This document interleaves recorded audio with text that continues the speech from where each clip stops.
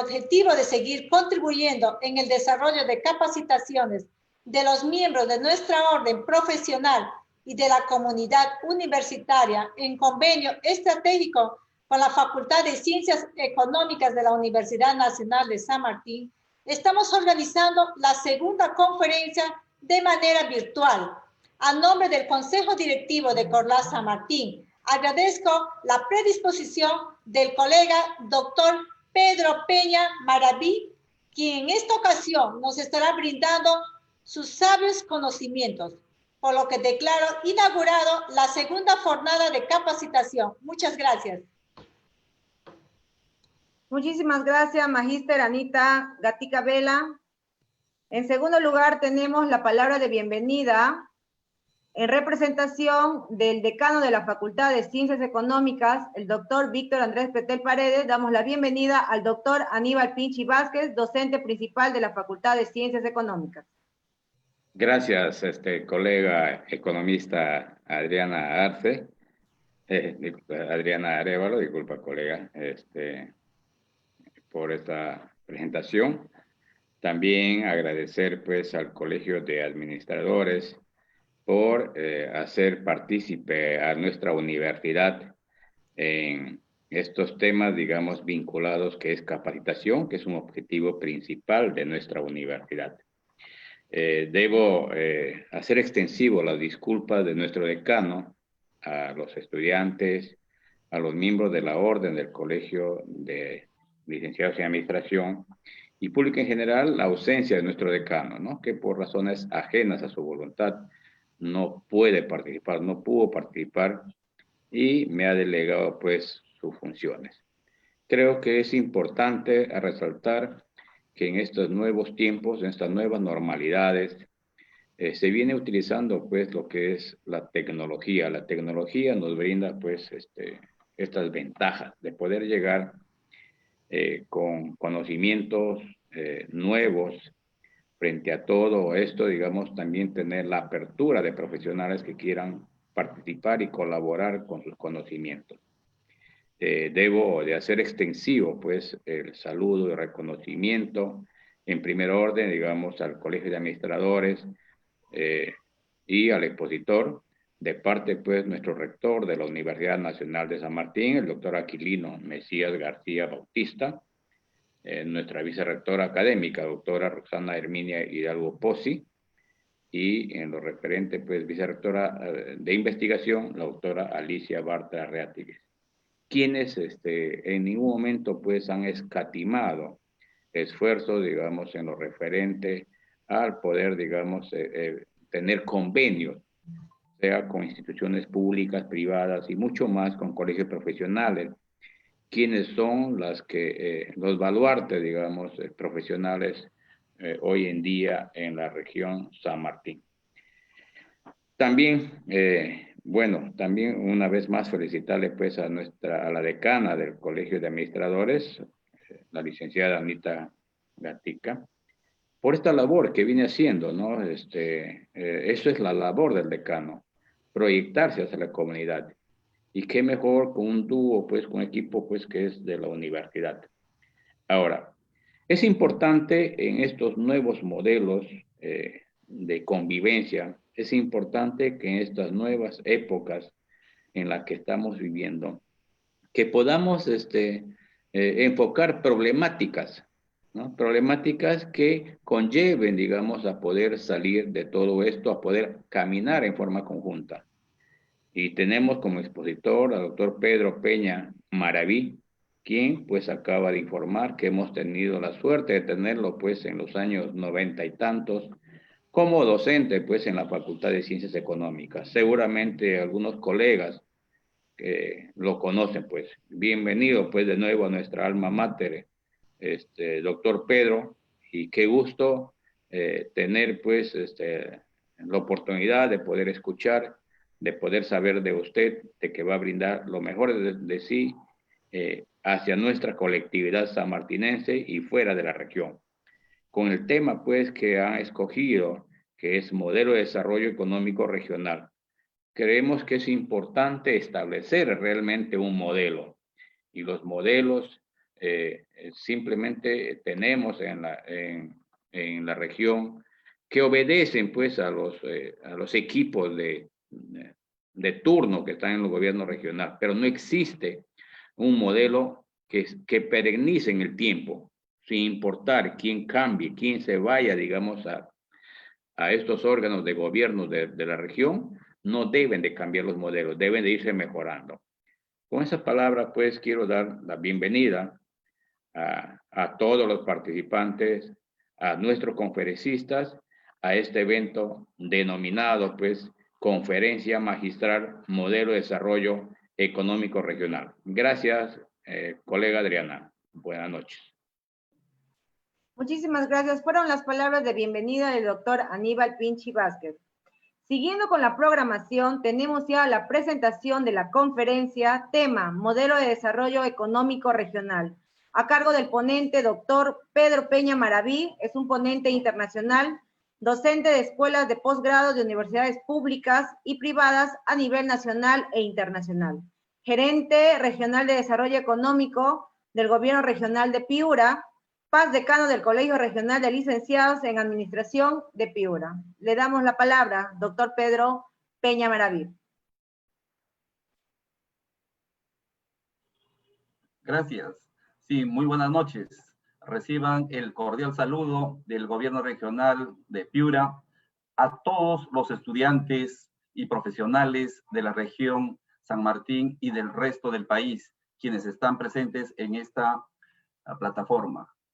Asimismo, reciban el cordial saludo de la Universidad Nacional de Piura, en el cual da mucho agrado saber que el Colegio de Licenciados de San Martín, pues de Licenciados en Administración de San Martín, está en convenio con la Universidad Nacional de San Martín, y entonces ambos sí pueden hacer fuerza, ambos sí se puede hacer desarrollo económico. En ese sentido, quisiera compartir con ustedes y decirles de que yo también tuve la oportunidad de haber iniciado la docencia universitaria en la Universidad Nacional de San Martín en el año 98 y el año 99. Hoy soy docente de la Universidad Nacional de Piura, sin embargo, quedan gratos recuerdos académicos y es por eso que estoy compartiendo hoy este modelo. Y hablando de modelo, como habló el representante del decano de la Facultad de Ciencias Económicas de la Universidad Nacional de San Martín, efectivamente viene de lo que es la teoría.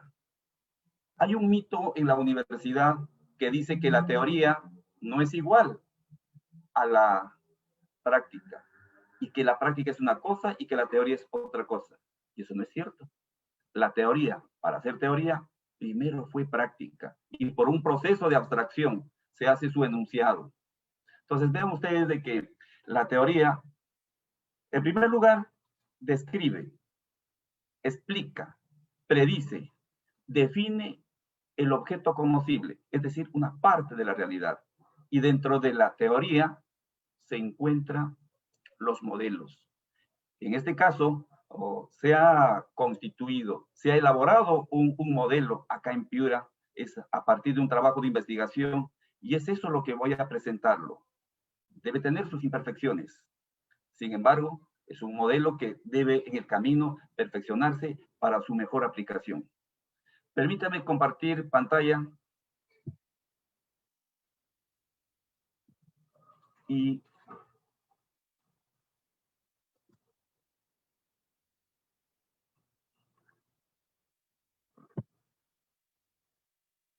a ver, modelo de desarrollo económico regional.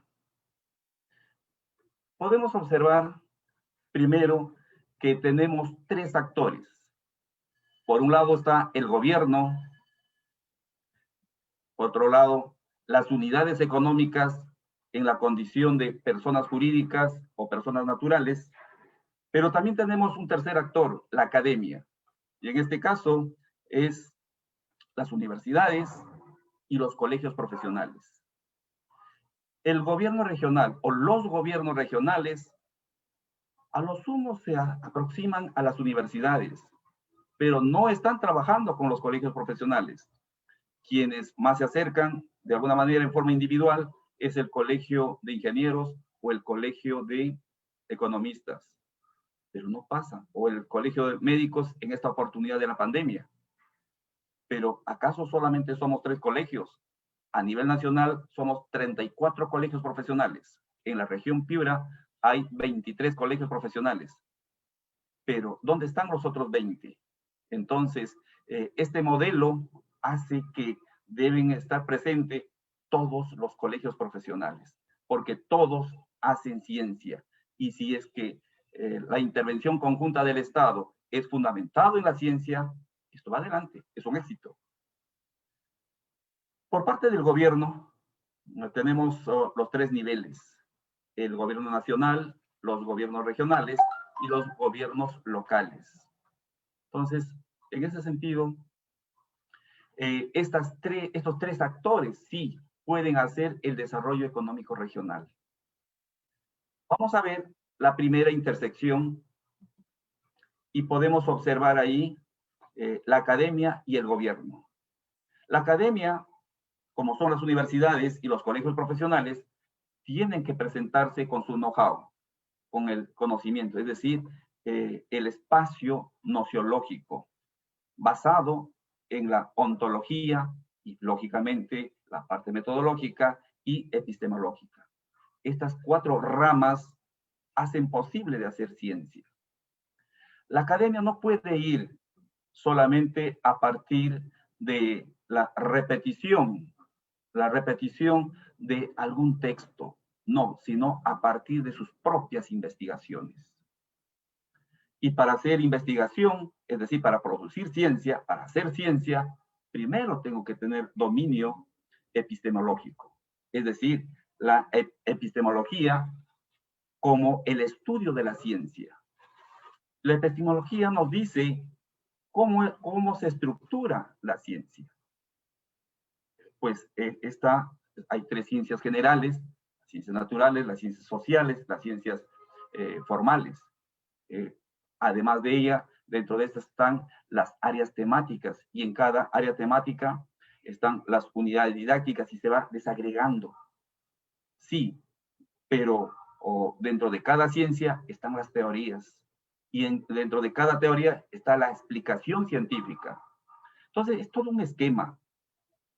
Dicho de otra manera, en forma figurada, es como un panalito de abejas, cuya estructura es tan exacta, tan precisa para producir miel. Podemos tener un balde de oro, pero allí no se produce, no se puede producir, y jamás se podrá producir ni siquiera una gota de miel. Es en un panalito. Entonces, es así la ciencia, tiene su propia estructura. Solamente en ese esquema estructural de la ciencia se puede producir conocimiento. Y entonces, ¿qué es el conocimiento? Es la miel. Y la miel, dicho desde su punto de vista ya científico, es la nociología. Y la nociología se concibe como el estudio del conocimiento. Entonces, hay conocimiento científico, hay conocimiento abstracto, conocimiento práctico, es decir, hay una variedad de conocimientos. Entonces, tenemos que conocer todo eso, saber, para poder producir y hacer ciencia. Pero la miel y el panalito no aparece por sí sola, hay alguien quien lo hace. Y eso es la abeja. Y la abejita, pues, y a ella la vamos a llamar metodología, estudio de los métodos. Por lo general, en las universidades, especialmente en la Universidad Peruana, manejamos 3, pero no llegamos ni siquiera a 10 métodos. La pregunta es, ¿cuántos métodos hay? Más de 100. Es todo un ramal. Entonces, para hacer un trabajo de investigación, lo lógico es saber escoger el método adecuado para poder hacer ciencia. Entonces, teniendo toda una variedad, una cantidad de métodos. Entonces, por ahí. Pero la abejita, el panalito y la miel. Vean ustedes que en realidad eso no aparece por sí solo. Es la naturaleza, es la realidad. Y la realidad está representada por la ontología. Entonces, la ontología viene a ser el estudio de la realidad. Entonces, ahí tenemos los 4. Estudio de la realidad, estudio de los métodos, el estudio del conocimiento y el estudio de la ciencia. El mix de estas 4 ramas filosóficas hacen posible la producción de ciencia, de conocimiento. Y es eso lo que la academia tiene que llevar. Es eso lo que está faltando en la universidad peruana, el manejo. A lo sumo, en la formación profesional nos enseñan, en la metodología de la investigación científica, unos cuantos métodos, o solamente basado en la metodología, pero para nada se habla, se comenta, se diserta la epistemología, la ontología, y mucho menos la nociología. ¿Y para qué nominar otras ramas adicionales y complementarias como la axiología y la praxeología? ¿Ve?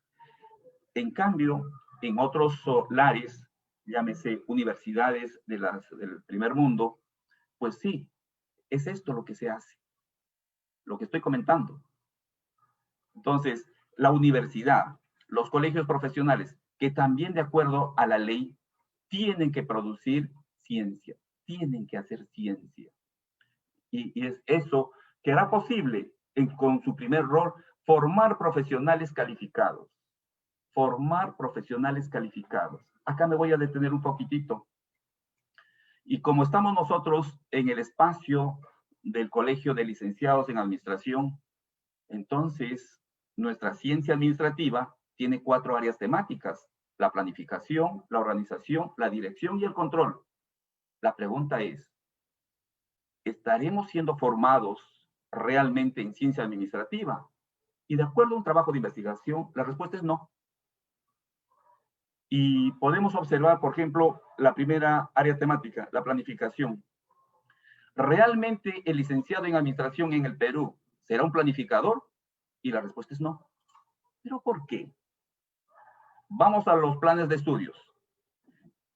Y en los planes de estudios, por ejemplo, de la Universidad Nacional de Piura, solamente hay un solo curso de planificación en el 9º ciclo, con escasas 64 horas. Pero, ¿cuántos planes se desarrollan en el gobierno regional? 31 planes de acuerdo a ley. ¿Y cuántos planes están obligados a desarrollarse en las municipalidades? 34 de acuerdo a ley. Y con un solo curso, ¿podrá responder a esa tremenda demanda? No. Vamos a Trujillo. La Universidad Nacional de Trujillo solamente tiene un curso y medio. Digo curso y medio porque uno de ellos tiene 4 créditos y el otro tiene 2 créditos. Sigo caminando y llego a la decana de América, la Universidad Nacional Mayor de San Marcos. Y en la Facultad de Administración solamente tiene 2 cursos de planificación. Nos vamos al sur, a la Universidad Nacional del Altiplano, y solamente tiene un curso y medio. Entonces, en el norte, en el centro y en el sur, los licenciados en administración no están siendo formados en planificación. ¿Qué dice la doctrina? La doctrina dice que por cada área temática de cada ciencia, por lo menos, el 30% de las áreas temáticas debe comprender el plan de estudios. Entonces, ¿cuántos cursos son en administración? Promedio de 60. El 30%, 20. 20 cursos. ¿Cuántas áreas temáticas tenemos? 4. Planificación, organización, dirección y control. 20, entre 4 a 5. Eso quiere decir que deberíamos llevar teoría de la planificación 1, teoría de la planificación 2, 3, 4 y teoría de la planificación 5. En 5 semestres.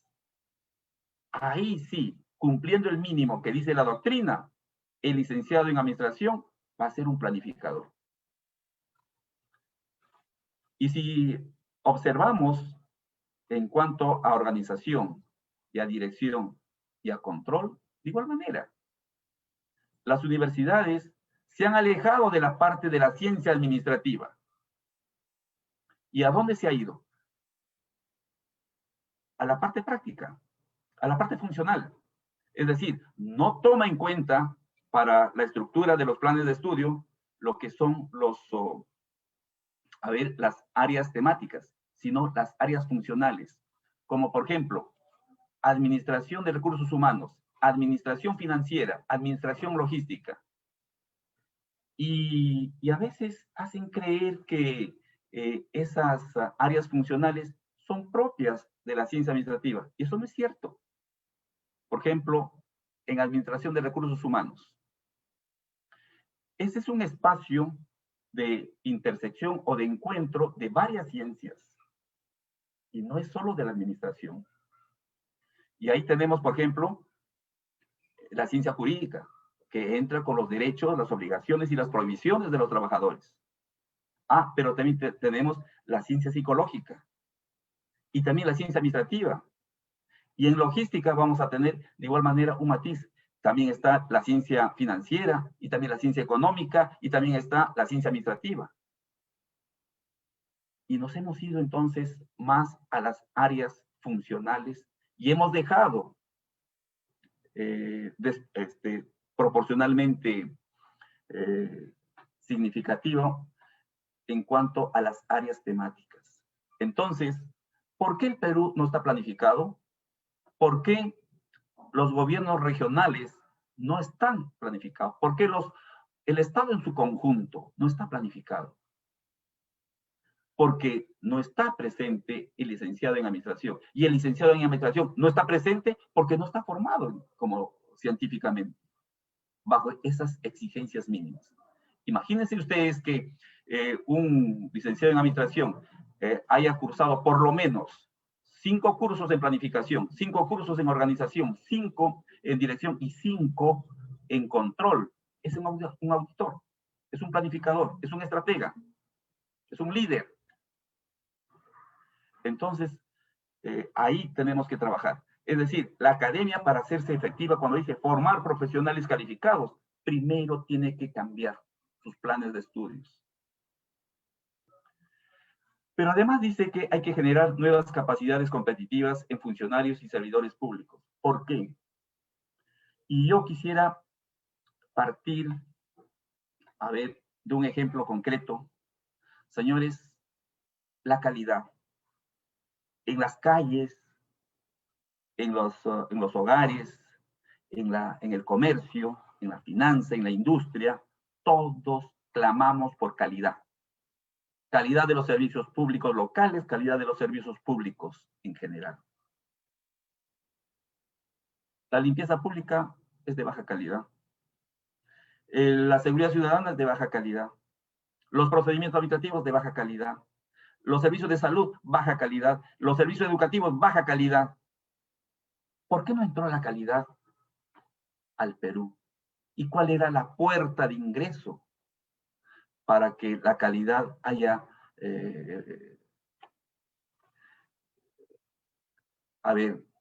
se haya involucrado, se haya consistenciado en nuestro medio? Es la Universidad Peruana.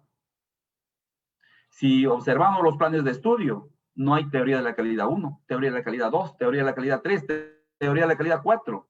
Entonces, cuando egresa el médico, la obstetriz, la enfermera, el tecnólogo médico, sin formación en calidad, entonces, ¿qué calidad de los servicios de salud van a brindar?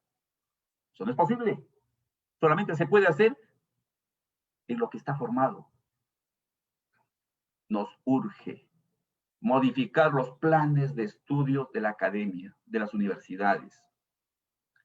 Y entonces, de igual manera podemos hacer extensivo en las otras profesiones, como por ejemplo, los profesores. El joven profesor o la joven profesora egresa con todo el entusiasmo, pero ¿qué calidad de la educación va a brindar si no ha sido tampoco formada en calidad?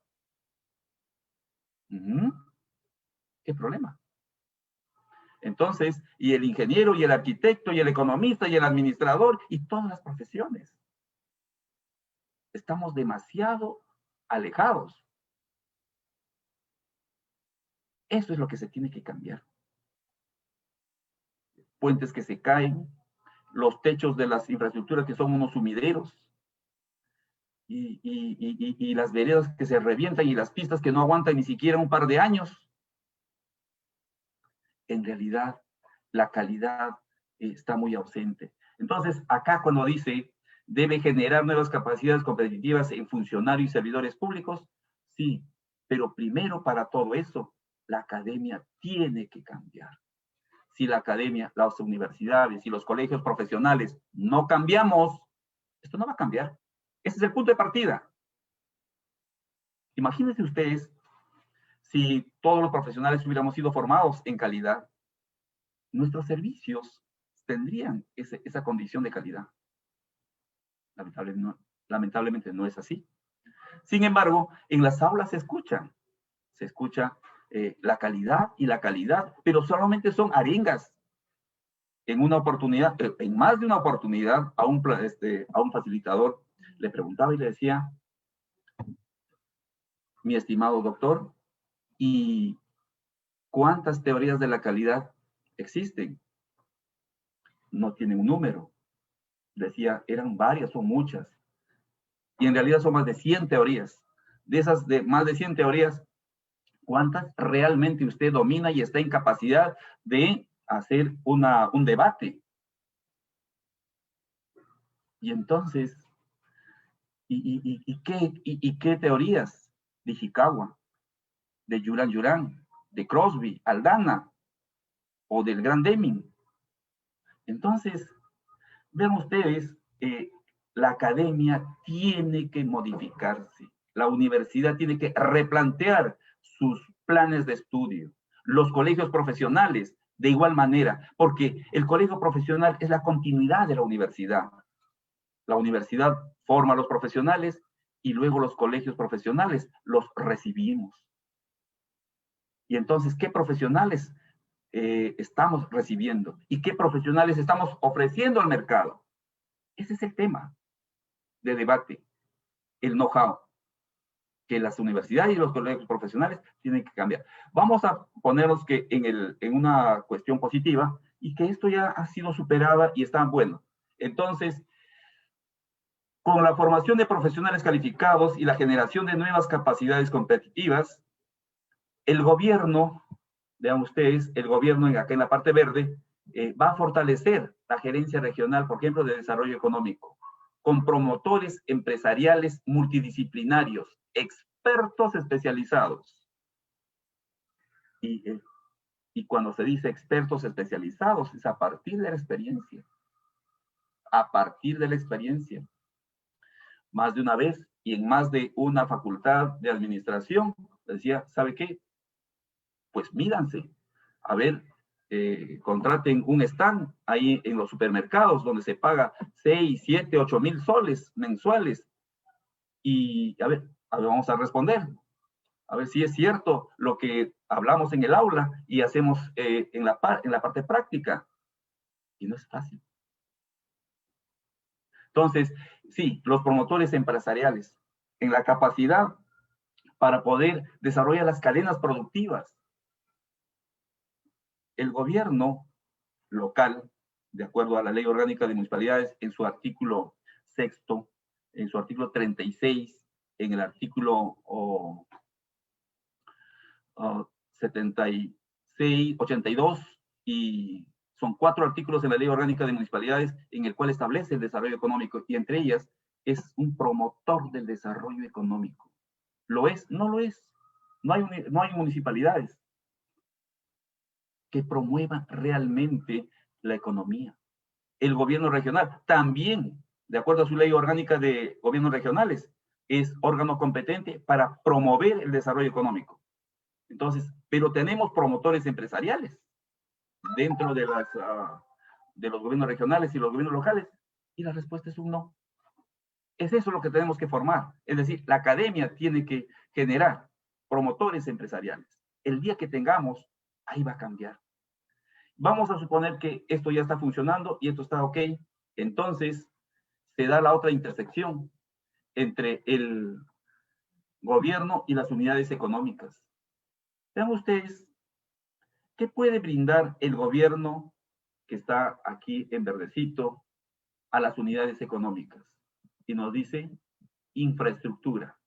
Sí, pues infraestructura sanitaria, infraestructura educativa, infraestructura vial y otras infraestructuras. Pero también dice los servicios públicos. Y los servicios públicos, hablar de servicios públicos. Y vamos al camal municipal. ¿Creen ustedes que tenemos camales frigoríficos que reúnen las condiciones establecidas en la ISO 22000? Y la respuesta es un no. No tenemos.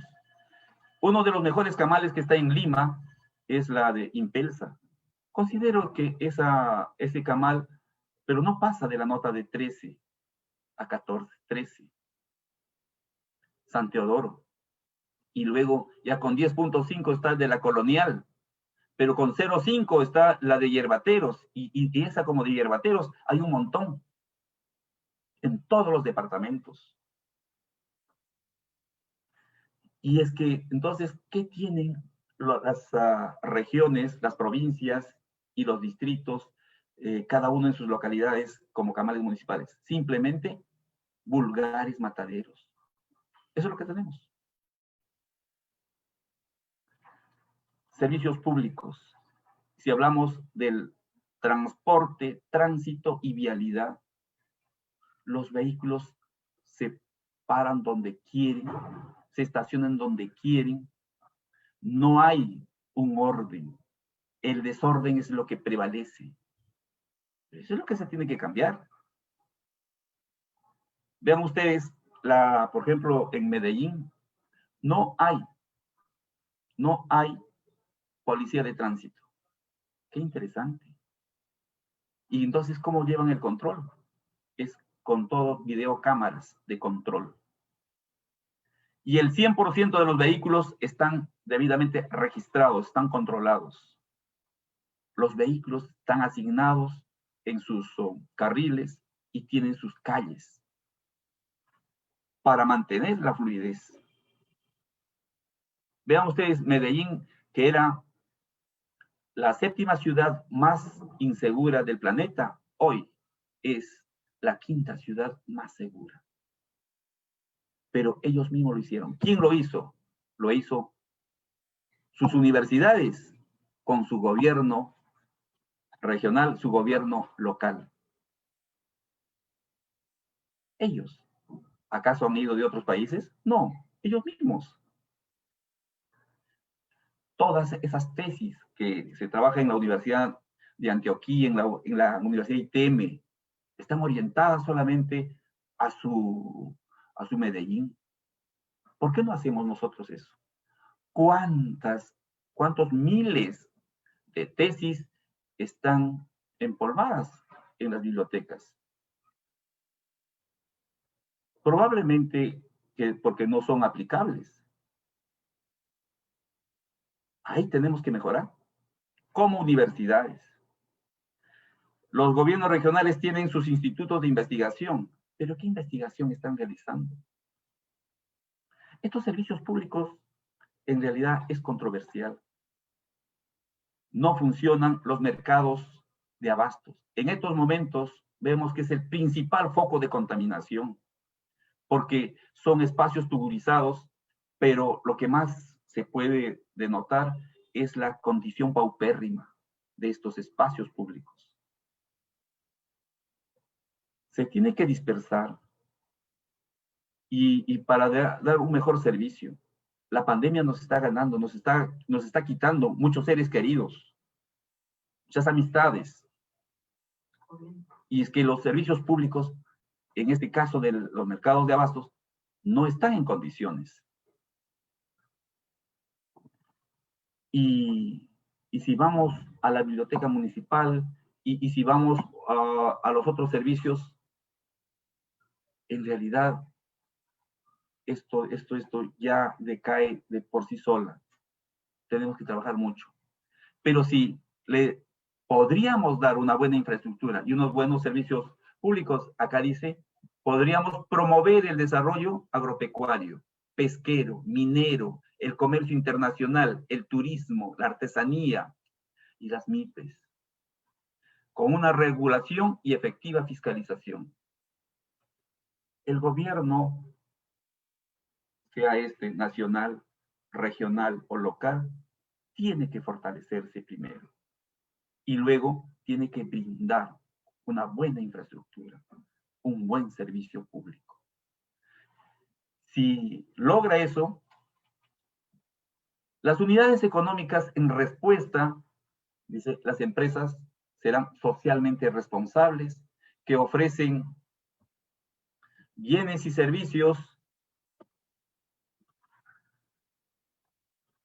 de alta calidad, que generan utilidades y empleos decentes, que cumplen con las regulaciones laborales, tributarias, ambientales y éticas, apostando por la región. Claro, pero a cambio de algo bueno. Pero ¿cómo las empresas van a ser socialmente responsables si es que reciben una infraestructura de baja calidad, si reciben servicios públicos de pésima calidad? La gran responsabilidad, ya lo hemos dicho más de una vez, recae sobre la universidad peruana, que ahí se inicia. Se continúa con el gobierno. El gobierno es el efecto, es el producto de la universidad peruana. Entonces, las unidades económicas sí podrán responder. ¿Cómo las unidades económicas responden muy bien en Alemania, en Suiza, en Estados Unidos?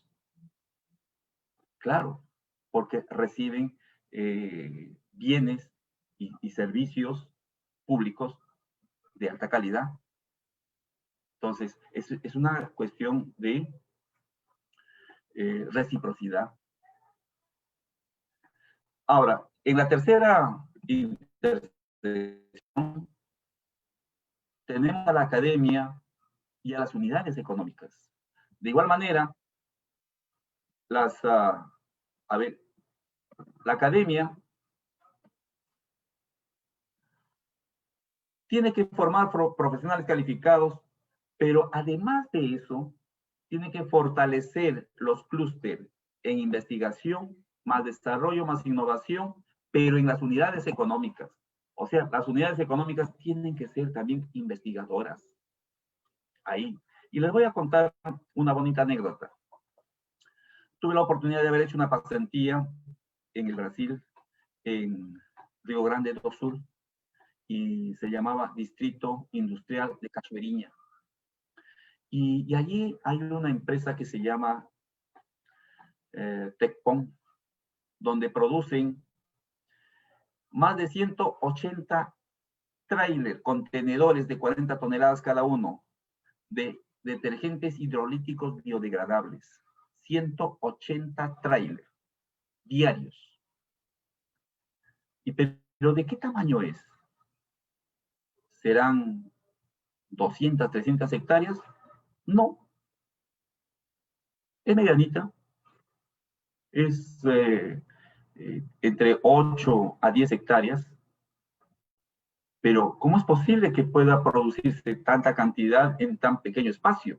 Lo que pasa es que en esa Tecpom no existe almacén, ni para los insumos, la materia prima, ni tampoco para los productos terminados. Entonces ahí sí funciona lo que es justo a tiempo. El proveedor de insumos llega directamente a la fábrica y ellos mismos depositan. Y los clientes, pues estos vienen y se autoabastecen y se llevan. Funciona ahí las computadoras. Ahí funcionan, trabajan solamente 17. Uno es el gerente de planta, y luego tenemos 4 que están dedicados a las palestras, que vienen a hacer las investigaciones. 4. Quedan 12. De los 12, en 3 turnos. 4 por turno. Solamente 4 trabajadores por turno para atender semejante demanda. Es tecnología. ¿Y quién está ahí dentro de esa empresa? La Universidad Federal del Brasil. Universidade Federal do Brasil. Qué interesante. Y es que cada promoción, cuando tiene la responsabilidad de encontrarlo, y dejarlo en mejores condiciones. Es decir, si lo encontró en estado B, esa promoción que está en ese semestre, pues debe dejarlo en estado C, para que la siguiente promoción lo deje en estado D, y el otro en estado E, y el otro en estado F, y así sucesivamente. Es la mejora continua de la calidad. Pero la universidad está dentro de la empresa. La universidad está dentro del gobierno. Entonces, ahí la figura cambia. Pero en nuestro medio, la universidad está en otro ritmo, está en otra dirección, el gobierno está en otra dirección distinta y a otro ritmo, y las unidades económicas completamente distintas a los dos. Esto es en realidad una torre de Babel. Tiene que cambiar, debería cambiar. Entonces, vean ustedes cómo las unidades económicas tienen que tener sus unidades de investigación. Ya Perú, de hace 2, 3 años atrás, aprobó una ley que, con incentivos para que empresa que constituye su departamento de investigación o área de investigación y hace sus mejoras, pues tiene ciertos incentivos. Pero eso todavía no se ve en la práctica. Todavía esa ley está como letra muerta. Pero entonces la universidad tiene que coger esa ley para ir a las unidades económicas y transformarla. Pues si se hace eso, si eso hace la universidad, formar profesionales calificados, pero fortalecen los clústeres de investigación, de desarrollo e innovación, entonces las unidades económicas pues van a desarrollar sus cadenas productivas. Y estas serán económicamente, socialmente responsables y ambientalmente sostenibles. ¿Qué estamos encontrando en las unidades económicas? Que están dañando el medio ambiente. Y totalmente, pues, no responden con las prioridades. Los trabajadores normalmente están siendo afectados y económicamente, pues, tambaleantes. Entonces, vean ustedes que necesitamos nosotros, que la academia pueda fortalecer a las unidades económicas. Entonces, las unidades económicas van a recibir por parte del gobierno y por parte de la academia, pero las unidades económicas también van a mantener al gobierno y va a mantener a la academia. Es un ciclo de interacción entre los tres. Hay un libro muy interesante de el Premio Nobel de Economía y este libro es La calidad de vida. Y en ese libro dice, trata de dos tipos de núcleos familiares. Pepito y Juanito. Juanito es trabajador. Juanito se levanta a la mañana, abre el negocio, atiende todo el día y a las 11 de la noche está arreglando las cuentas y él renta promedio de 100 unidades monetarias. En cambio, para ser un poquito más específico, 90 unidades monetarias. Mientras que Pepito el Vivo, se levanta a las 9 de la mañana, cierra el negocio a las 2 de la tarde y luego, ¿cuánto renta? Solamente 10. Entonces, gracias a quién están las universidades y lo poco que tenemos, o todo lo que tenemos, son a todos aquellos Juanitos que se levantan pues a las 5 de la mañana y trabajan el día a día. Pero lamentablemente son pocos. La mayoría están como los Pepitos. Es más, son los que deciden en las elecciones. Y tienes que estar en su lógica de ellos. Es más, no eligen a un progresista. Eligen a otro Pepito más. Ese es un problema. ¿Cómo este Premio Nobel de Economía, Amartya cómo nos describe nuestra realidad. Y es eso lo que tenemos que cambiar. Y cambiar precisamente a partir de la academia. Este modelo económico es perfectible. Ya son las 7:55, está previsto para 45 minutos. Me gustaría intercambiar con las preguntas que puedan hacer nuestros profesores, así como los profesionales y los estudiantes de la especialización. Voy a dejarlo más bien para poder responder a las preguntas.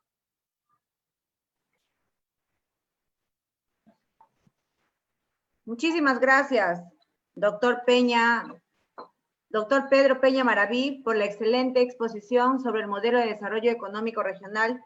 Invito a los participantes, ¿no?, a una rueda de preguntas o consultas a través de nuestra página, si es que tienen alguna pregunta, alguna consulta con referente al modelo de desarrollo económico regional.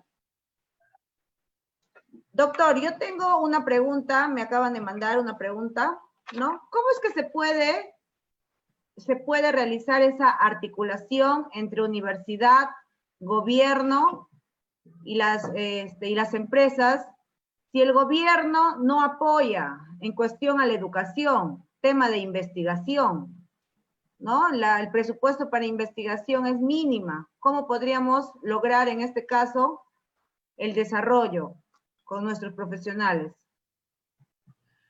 Bien, en primer lugar, la academia tiene que cambiar sus prácticas o adoptar buenas prácticas investigativas.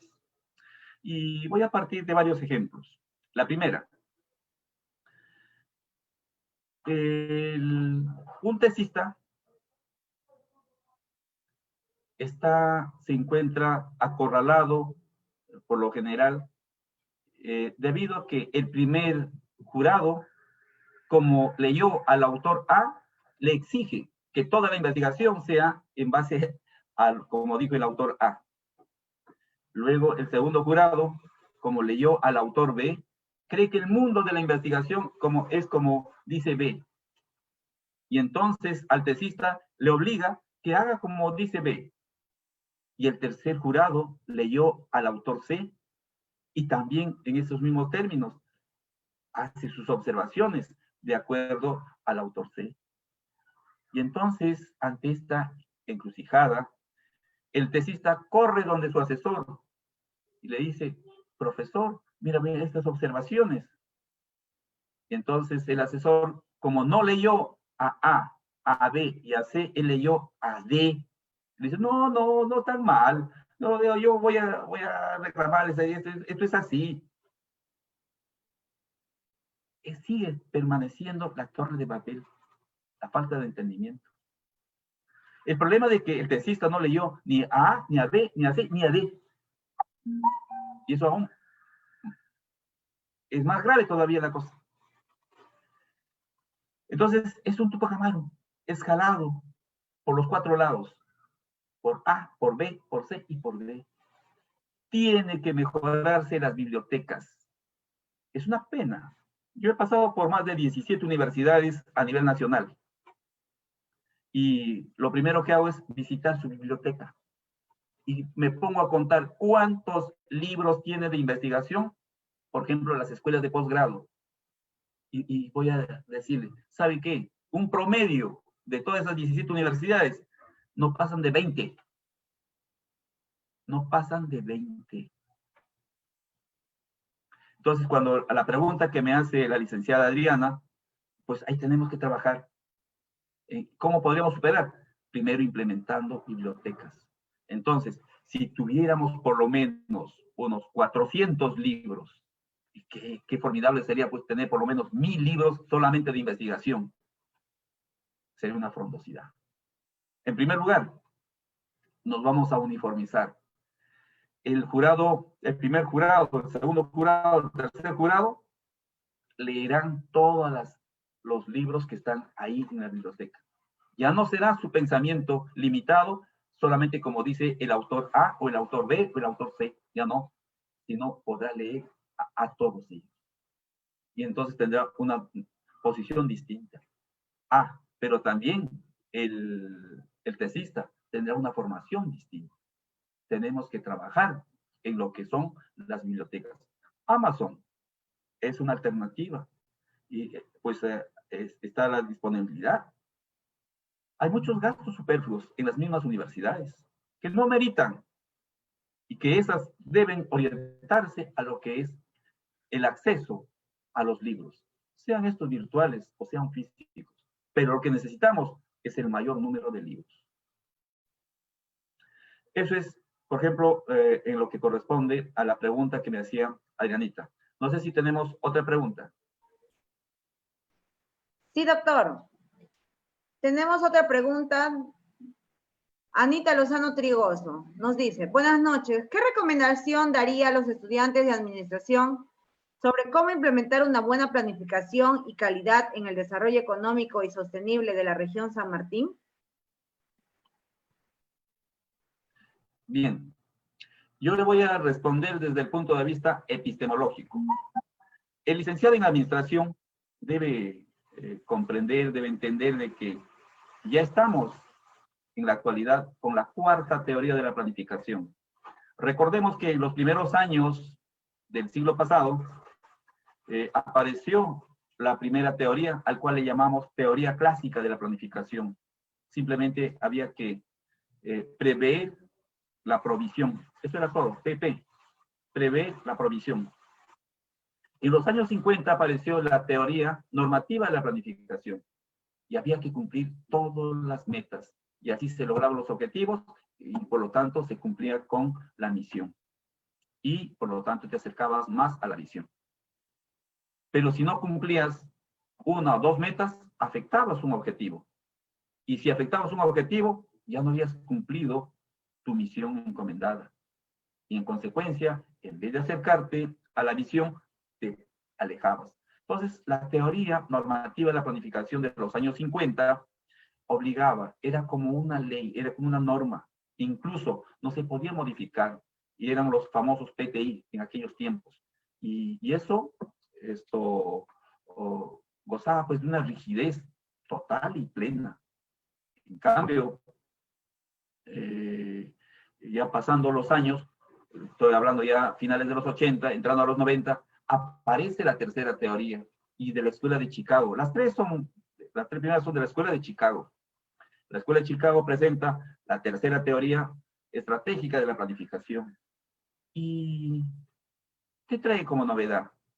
Es cierto, rompe lo que es esa parte de la rigidez, de la parte normativa, y trae el FODA, las fortalezas, las oportunidades, las debilidades y las amenazas. Y todos contentos, se hacía todo una matriz, se trabajaba con eso, y incluso yo mismo estuve contento. He trabajado como facilitador con el FODA. Pero años después aparece una cuarta teoría, es la teoría de la perspectiva de la planificación, basada en las variables, que se fundamenta en el proceso de investigación científica, en la metodología de investigación científica. Distinta a la tercera teoría. Y le dice que la tercera teoría, el FODA, es simplemente una especulación. Y es cierto, porque el facilitador dice, ¿y cuáles son nuestras oportunidades? Y tiene que anotar en la pizarra o en los papelotes de todos los participantes. Y el participante, lo que se le viene a la idea, o lo que ha soñado, o lo que ha escuchado, de repente ha leído en su horóscopo, y eso lo manifiesta. Y eso tiene que anotar. Está obligado el facilitador a hacerlo. Y luego comienzan a ordenar en una matriz y a darle prioridades. Y todo eso es especulación. En la cuarta teoría no. La cuarta teoría es de la perspectiva de la planificación y en ella, por ejemplo, son las variables. Primero dice, diseño del modelo de desarrollo, diseño del modelo. Y lo que estamos viendo en estos momentos es un modelo. Hay exigencias, hay cuestiones, hay debilidades, hay limitaciones, pero también hay una esperanza que si todo eso funcionaría sería ok. Ese es el rol. Entonces dice, el primer paso, empezamos con el modelo. La pregunta es, ¿las 25 regiones en el país tienen sus modelos? Algunos probablemente sí y otros no. Nosotros como región Piura hemos planteado este modelo. Y es este modelo con el cual estamos trabajando. Y de la mano con la Agencia Regional de Desarrollo. Y la Agencia Regional de Desarrollo está basado en este modelo. Es decir, es la PCM descentralizada. Entonces, a la pregunta que me hacen, el tema de la planificación, entonces, ¿qué es lo que tenemos que revisar, leer? Es la teoría de la perspectiva de la planificación. A ver, y eso es de la escuela prospecta de Francia, es de la escuela francesa. Y en esta pugna de los bloques académicos, estamos hablando de la escuela de Chicago, la escuela francesa, pues fue precisamente el 11 de septiembre cuando le derriban las dos torres gemelas a los Estados Unidos. ¿Qué le dicen los franceses a los americanos? ¿Con qué teoría has elaborado tu plan de seguridad nacional? Con la estratégica, ¿verdad? Sí. Con el FODA, sí pues. Pues te han tumbado tus dos torres, porque todos han hecho pura especulación con el FODA. Acá trata con las variables. Y las variables, y ahí hoy ya se puede complementar, por ejemplo, el Instituto Tecnológico de Massachusetts, establece que en un barrio cualquiera hay promedio más o menos 598 variables. 598 variables. Pero vamos a ver los planes de desarrollo regional concertados de las diferentes regiones. ¿Cuántas variables tienen? ¿Saben qué? No pasa de 10. Y tampoco están medidas. ¿Qué problema? Entonces, para mejorar la planificación a esa pregunta, tenemos que irnos por la mejor teoría, y es la cuarta, la que está vigente. Se llama teoría de la perspectiva de la planificación. Y entonces, cuando en el aula, ahora, eso van para los muchachos, para los estudiantes, y para quienes están haciendo maestría y doctorado, cuando ven a su profesor, decirle, y el FODA, pues hay que decirle, oye, profesor, o profesor, ya pues ya no FODA, pues, porque el FODA no va, ya no está. Entonces, la recomendación es la cuarta teoría de la perspectiva de la planificación. De repente tenemos otra pregunta, por favor.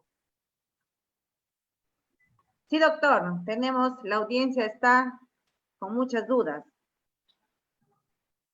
Tenemos acá, Jesús Rodríguez Sánchez. Buenas noches. En esta nueva normalidad se habla mucho de reinventarse a nivel empresarial. ¿De qué manera cree usted que la academia y el Estado pueden contribuir en este proceso? Y en el marco de la reactivación económica, ¿cómo se puede disminuir los niveles de informalidad existentes? Gracias. Excelente pregunta. La intervención conjunta del Estado tiene que acercarse, tiene que aproximarse a la parte científica, es decir, a los modelos. Podemos tener 3, 4 modelos y hay que escoger a uno de ellos. Y la región Piura ha planteado el modelo semáforo de la reactivación económica. Y está relacionado exactamente a las preguntas que está haciendo. ¿Y por qué semáforo? Porque tenemos ahí los 3 colores de las luces. El amarillo es la alerta que se está dando al país y a la región. El rojo es el peligro que está corriendo las regiones o el país en su conjunto. Y el verde, esa es la ruta estratégica del desarrollo. El verde. Qué interesante. Entonces, amarillo, rojo, verde. El asunto es de que del amarillo sería interesante saltar rápidamente al verde. Del amarillo al verde. Es la lógica. Y estar en la ruta estratégica de desarrollo. A ver, en el amarillo, como dice la teoría de la perspectiva de la planificación, variables, señores, variables, método científico. Y en ello hemos encontrado 3 variables. La variable X, que es la ralentización económica, la ralentización económica. Esa es la variable causa. ¿Y cuáles son sus variables efecto? Y1 y Y2. Y1 viene a ser el desempleo masivo. Desempleo masivo. Vean ustedes, ya la ONU dijo que para este fin de año vamos a tener más de 130 millones de nuevos pobres que van a padecer hambre en el mundo. ¿Eso qué quiere decir? Que Y1, que Y2 va a ser el crecimiento de la pobreza y la hambruna. Y esa es la alerta. Entonces nos está diciendo, oye, la ralentización con esta recesión económica, esto nos está llevando a lo que es el desempleo masivo. Ya se está notando, se está viendo. Y luego tenemos lo que es la pobreza y la hambruna. Ok, pero eso se puede agravar de acuerdo a la prolongación del tiempo. Entonces podemos caer en la luz roja. ¿Qué cosa significa caer en la luz roja y caer sin cascada lógica?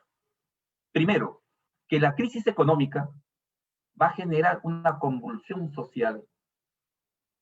Y la convulsión social puede darse por manifestaciones, cacerolazos, marchas de protesta, pero no solamente eso, vandalismo, asaltos de caudales, los vehículos que traen los alimentos, los vehículos que llevan dinero. Entonces, y saqueos. Claro que todavía eso todavía no se está dando, no se está manifestando, pero puede darse de acuerdo cómo se agrava la crisis económica. Y ustedes dirán, ¿y por qué no se está dando en el Perú? Es gracias a esos pequeños bonos y lo que se ha soltado tanto dinero. Entonces está amalgamado, está adormecido la crisis económica, está adormecida. Sí, pero que si no se hubiera hecho eso, ya en estos momentos ya hubiéramos estado con una convulsión social que hubiera generado el caos político. ¿Ve cómo se cae? De la crisis económica caemos a la convulsión social. De la convulsión social caemos al caos político, el desconocimiento de las autoridades. Tira a un costado la pérdida de la legitimidad del gobierno nacional, regional, pero eso te lleva simplemente al cuarto componente, al tocar, dice, como dice, tocar lona, tocar fondo, y en el fondo está el control militar policial. Ahí, de lo que hemos estado arriba, en el estado de derecho, ¿no? El estado de bienestar, podemos caer al estado de excepción. Es decir, de acuerdo a la Constitución, se declara los estados de emergencia, o los estados de sitio, o los estados de calamidad. Y en este caso, el estado de emergencia, pues estaría relacionado, por ejemplo, el estado de sitio, por ejemplo, con el toque de queda. Claro, para controlar la convulsión social, eso sí es inamovilidad. Aquel que sale bajo esas condiciones, bajo ese contexto, simplemente tiene que ser fusilado. En estos momentos no hay toque de queda. Lo que hay es una inamovilidad social donde el militar no está facultado a hacer el uso efectivo de sus armas. Entonces, vean ustedes que llegar ahora, si caemos hasta ese extremo, para levantarse y regresar al estado de bienestar, pues primero, el control militar policial tiene que restablecer el poder político. Restablecido el poder político, este va a buscar el orden social. Con el orden social podemos subir recién al desarrollo económico. Y es eso lo que no debemos perder, salir y caer, o sea, desbordarnos del desarrollo económico. No, ahí tenemos que mantenernos. Y eso no significa la luz verde. Entonces, en la luz verde, pero quiero precisar algo, en esta luz roja, señores, podemos encontrar nosotros o de repente la solución en 1 o 2 años. No, por lo menos 6, 8, o de repente hasta más de 10 años para recuperarnos. Por eso es que no podemos, no debemos caer en la luz roja. Y vamos por la luz verde. Y en la luz verde encontramos una cuarta variable. Esa es la variable Z. Esa, la variable interviniente. Y Z viene a ser el acompañamiento de la normalidad de la nueva convivencia productiva. No estoy diciendo social. La nueva convivencia productiva. Porque la nueva convivencia social es el espacio público, la calle, la vereda, el parque y el mercado ya. Pero no, la convivencia productiva es de la puerta, de las puertas adentro. Estamos hablando de las finanzas, de la industria, del comercio, de todos los espacios. Exacto. Entonces, ese acompañamiento, ¿cuál es el propósito? ¿Cómo controlamos Z? Porque en todas las tesis, en todos los procesos de investigación, Z es la variable más, es la variable desconocida. Y a esa la tenemos que controlar. Entonces, significa el control de R. Si R es mayor a 1, el contagio es mayor, el contagio es alto, en consecuencia, la reactivación económica no es posible. En cambio, si R es menor a 1, el contagio es bajo. La reactivación económica es posible. Ese es el punto, o yo diría estratégico. Ese es el punto de disloque. O es el punto de articulación. Que para poder seguir adelante por la ruta estratégica del desarrollo. Ok. Entre los gobiernos, y de acuerdo a ley, vamos a tener ahí por lo menos 3 o 4 componentes para ver la luz verde. La primera es el apalancamiento económico. ¿Cómo apalancar económicamente? Algunos dicen, hay que hacer capacitaciones, hay que hacer asesoramiento. No, no, no. Acá lo que se necesita son fondos económicos para las unidades económicas, es decir, pero con una visión de cadenas productivas. Y la ley lo tenemos. Es decir, los gobiernos regionales y los gobiernos locales podemos intervenir a través del PROCOMPITE. Y el PROCOMPITE tiene 7 diferencias respecto al FAE-MIPE y al Reactiva Perú. Es más efectivo. En primer lugar, es concursable. Hay concursos. Las cadenas productivas vienen con sus planes de negocio y con todo un estudio científico, técnico. En el otro no, solamente es gestión. Te presentas en el banco y si estás ok, adelante. 2, es no revolvente en el PROCOMPITE. Es decir, esos fondos que se reciben es para que crezca el patrimonio de la unidad económica. Se queda allí con ellos para siempre. Fortalece. Ese es un fortalecimiento real y efectivo. En cambio, en el otro tiene que devolver, pues. ¿Y con qué se queda? Solamente con la ganancia del préstamo. Esa es la gran diferencia. La tercera es el control. Es algo muy importante. Esto, lo que voy a decir y lo voy a resaltar. El control. La inversión en el PROCOMPITE, de acuerdo a la ley, desde el inicio hasta la liquidación, el gobierno regional y los gobiernos locales están obligados a controlar cómo está yendo todos los fondos públicos en las cadenas productivas. En cambio, en el FAE-MIPE y el Reactiva Perú, no. Simplemente le dieron y está en total libertad. Y ahí vamos a encontrar 2 tipos de inversionistas. Aquel buen inversionista, que el 100% que lo recibe, el 100% que va a la inversión. Pero el otro malo, podemos encontrar algunos o varios de repente, que primero van a atender sus problemas familiares, problemas sociales, ¿no? Problemas personales, y lo que queda va a ser para la inversión. Y van a ser los primeros en levantar la mano y la voz dentro de poco para la condonación de la deuda. Y de eso ya tenemos amplia experiencia. Teníamos el banco hipotecario, el banco agrario, el banco de materiales, banco industrial. Toda esa banca de fomento quebraron precisamente por las condonaciones de las deudas. Eso es lo que tenemos que tener cuidado. Vean ustedes cuánta diferencia tiene el PROCOMPITE con los programas nacionales. Sí, pero ese apalancamiento, por eso que la región Piura plantea como dentro de su modelo semáforo de la reactivación económica, pues este apalancamiento que es el PROCOMPITE. Además de eso, el PROCOMPITE puede llegar a los rincones, a los rinconcitos rurales de la región. Por ejemplo, Piura tiene sierra, que es Carmen de la Frontera, Huancabamba y Abaca. ¿Usted cree que Reactiva Perú y FAEMIPE llega a eso? No, eso es solamente de la ciudad y es solamente para los formales. Y en los pueblos rurales no tenemos la tal formalidad. Entonces, para ellos jamás va a llegar eso. Vean ustedes esa diferencia de la cobertura. Qué distinto. Entonces, nosotros consideramos de que este primer componente es clave. Pero ahora viene el segundo componente, en el cual, de acuerdo a nuestro modelo, es la digitalización productiva, la nueva forma de vender. Ya nosotros como gobierno regional estamos trabajando en la plataforma de interoperabilidad digital, es decir, convertirse en un gobierno digital.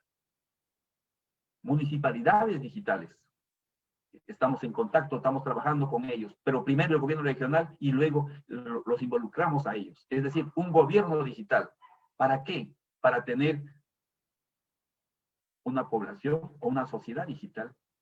Y dentro de la sociedad digital, ciudadanos digitales, con billeteras digitales, dinero digital. Sí, esa es la forma de entrar al mercado global, la digitalización. Vean ustedes cuán atrasados estamos con las semejantes colas que hemos tenido que soportar en todos los bancos. Hasta eso ya debió haberse cambiado. El Banco de la Nación debió haber por lo menos tenido 5, 10 establecimientos adicionales a lo que tiene para romper semejantes colas. A veces de 15, 20 cuadras. Y otros haciendo colas desde la noche anterior. ¡Qué barbaridad! ¿Por qué? Porque no tenemos un gobierno digital, no tenemos ciudadanos con prácticas de gestión digital. Los trámites tienen que ser todo digital. Es increíble que en las universidades nacionales todavía está funcionando y la exigencia de que la presentación de las tesis y los trabajos todos sean impresos. Ya tiene que ser digital. Hay que cambiar. La plataforma nos está ayudando muchísimo, estamos aprendiendo un montón. Es más barato y es tan igual efectivo como el presencial. Igual. Pues no hay diferencia. En algunos aspectos. En otros sí hay necesidad, por ejemplo, el tema de laboratorio y todo. Pero es acondicionable. Bueno, entonces ese segundo componente juega. Entonces, sí, se da el dinero, pero tenemos que asegurar el mercado. Porque, por ejemplo, los artesanos, ¿cómo van a vender? Lo pueden hacer mejor a través de la plataforma de interoperabilidad digital, pero también los productores agrarios, los productores pecuarios. Entonces, se apertura. Es decir, en este caso, es fibra para el mundo. Nosotros hemos tenido la semana pasada un acercamiento con el estado de Maryland y le hemos ofertado, ellos contentos. Entonces, bajo la lógica que estamos trabajando. Eso es lo que tiene que hacer. Es no solamente trabajar Piura y su vecino Chiclayo o su vecino Tumbes. No. Vamos, ¿dónde está el dinero? El estado de Maryland es un estado, americano y encantado. Le hemos ofrecido de lo mejor de la producción agraria. Sí, pero de lo orgánico. Qué interesante. Y con esto de la plataforma de la interoperabilidad digital. Y el otro componente es el reinicio de la descentralización. Y el cuarto componente son los proyectos de inversión pública y los proyectos productivos. Entonces, a la pregunta que me hizo, la reactivación económica, pues es eso, ¿no? Entonces, tenemos que trabajar a través de un modelo. Hay que plantear un modelo, hay que probarlo. Y, lógicamente, a través de variables. Muchas gracias. Muchísimas gracias, doctor, por su excelente exposición. Bueno, el tema es, definitivamente es muy importante, ¿no? Y es por eso que tenemos muchísimas preguntas, pero por esta oportunidad lo vamos a dejar, ¿no? Acá quiero invitarle a nuestra decana del Colegio Profesional de Licenciados en Administración, a la magíster Anita Gatica Vela, para que dé por terminado nuestra conferencia. Gracias. Muchísimas gracias, Misa de Anita. Quiero agradecer al doctor, a mi colega, el doctor Pedro Peña Maraví, por su excelencia, capacitación que nos ha brindado. Ya tenemos los conocimientos de su excelencia, ya todos los alumnos que hemos estado presentes, colegas, público en general. Ha sido una excelencia ponencia de aprendización hacia nuestro colega Pedro Peña Maraví. Muchísimas gracias, doctor Pedro Peña. Muchísimas gracias, doctor Aníbal Pinchi Vázquez y la doctora Adriana Arévalo. Doy por clausurado este evento. Muchísimas gracias. Buenas noches. Buenas noches, gracias. Hasta pronto. Hasta luego. No se olviden, por favor, los que nos están viendo a través de nuestra página, que tenemos otra conferencia el día jueves a las 7:30 de la noche, investigación científica en administración. Muchísimas gracias. Buenas noches.